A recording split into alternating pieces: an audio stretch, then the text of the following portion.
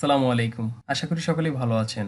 BA BSS সম্পন্ন করার পরে মাস্টার্স কোথায় করবেন এই নিয়ে অনেক দুশ্চিন্তায় ভোগেন। আর এই সমস্যার সমাধান নিয়ে আজকে আলোচনা করব। তাই সম্পূর্ণ ভিডিওটি দেখার জন্য অনুরোধ রইল। তার আগে যারা এখনো সাবস্ক্রাইব করেনি তারা সাবস্ক্রাইব করে সাথেই থাকুন।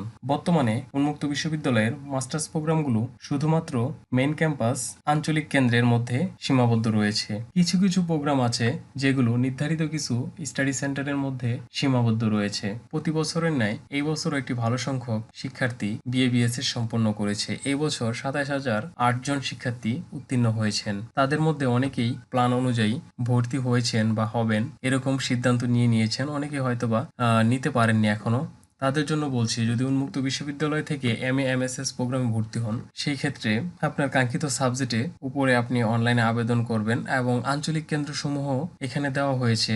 আপনারা উন্মুক্ত বিশ্ববিদ্যালয়ের ওয়েবসাইট থেকে অ্যাডমিশনে ক্লিক করে তারপর স্ক্রল করে এমএ এমএসএস অ্যাডমিশনের যেই সার্কুলারটি আছে সেটি আপনারা ডাউনলোড করে নেবেন। সেখানে আপনার আঞ্চলিক কেন্দ্রগুলো দেখতে পারবেন এবং বিস্তারিত সেখানে ফি সমূহ এবং কিভাবে অনলাইনে আবেদন করবেন সকল কিছু উল্লেখ করা হয়েছে। একটু দেখে নেবেন। আমি সবকিছু ভিডিওতে বলতে গেলে অনেক লম্বা হয়ে যাবে। এই প্রক্রিয়াতে আপনাকে ভর্তি পরীক্ষা দিতে হবে এবং উত্তীর্ণ হতে হবে এমবিএ বাংলা প্রোগ্রাম।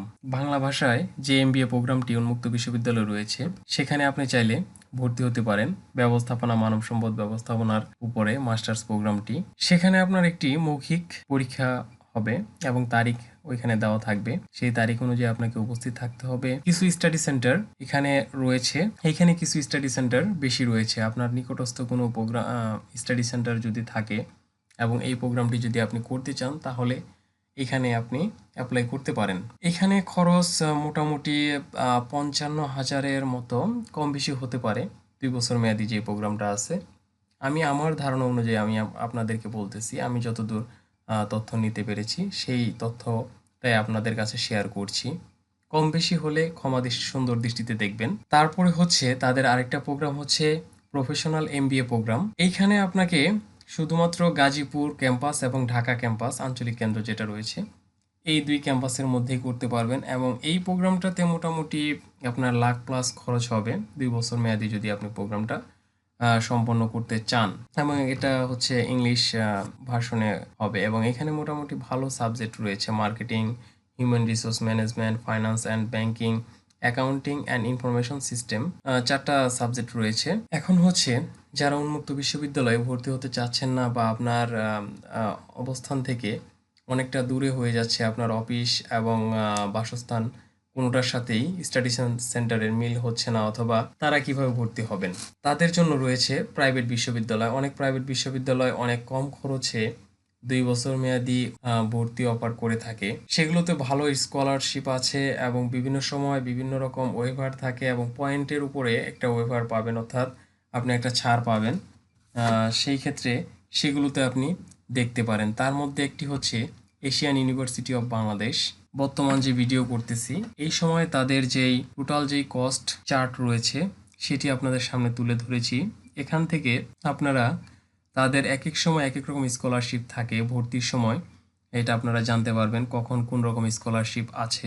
এইখানে যেই অ্যামাউন্টটা দেওয়া হয়েছে এরপরেও সেই 20%, 30%, 25% এক এক সময় এক এক রকম ওয়েভার স্কলারশিপ থাকে এবং এর বাহিরেও আপনার পয়েন্ট টেবিলের উপরে আপনার পয়েন্ট যদি ভালো থাকে আপনি আলাদা আরও কিছু ওয়েভার পেতে পারেন। তারপরে হচ্ছে এশিয়ান ইউনিভার্সিটিটা কেন দেখাচ্ছি, এইখানে অনেকগুলো সাবজেক্ট অ্যাভেলেবল রয়েছে। আপনি চাইলে আপনার পছন্দের সাবজেক্টে এমএ, এমএসএস, এমবিএ প্রোগ্রামগুলো সম্পূর্ণ করতে পারবেন। আর তারপর যে ইউনিভার্সিটিটি রয়েছে যেখানে এরকম সাবজেক্ট অনেক রয়েছে এবং এখানে আপনি কিন্তু শুধু ফ্রাইডেতে পরীক্ষা এবং ক্লাস উভয়ই করতে পারবেন ইভিনিং সেকশনে ভর্তি হওয়ার মাধ্যমে। উত্তর ইউনিভার্সিটিতেও অনেকগুলো সাবজেক্ট অ্যাভেলেবল রয়েছে এবং তাদের কস্টও অনেক কম। এখানে তারা অবশ্য তাদের স্কলারশিপ দেওয়ার পরে যেই রেটটা পড়ে সেটাও এখানে উল্লেখ করে দিয়েছে। বর্তমান সময়ে আমি ভিডিও করার সময় তাদের যেই টোটাল কস্ট রয়েছে সেটা আমি আপনাদেরকে দেখাচ্ছি।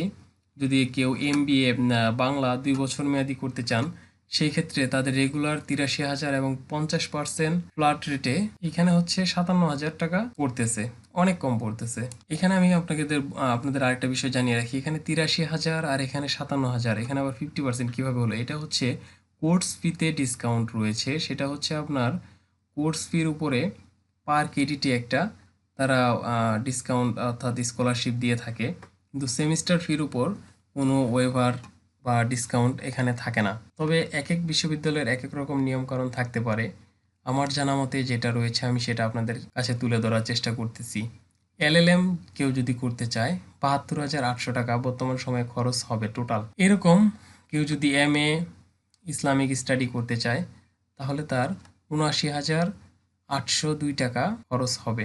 আমার দৃষ্টিতে আমি অনেকগুলো ইউনিভার্সিটি ঘাটাঘাটি করে বেশি পরিমাণ সাবজেক্ট এবং বেশি স্কলারশিপ রয়েছে এমন দুটি ইউনিভার্সিটি আপনাদের মাঝে তুলে ধরেছি। হয়তোবা আমি আরও অনেকগুলো তুলে ধরতে পারতাম, কিন্তু ভিডিওটি অনেক লম্বা হয়ে যাবে, আপনারা অনেকেই দেখবেন না, বিরক্ত বোধ করবেন।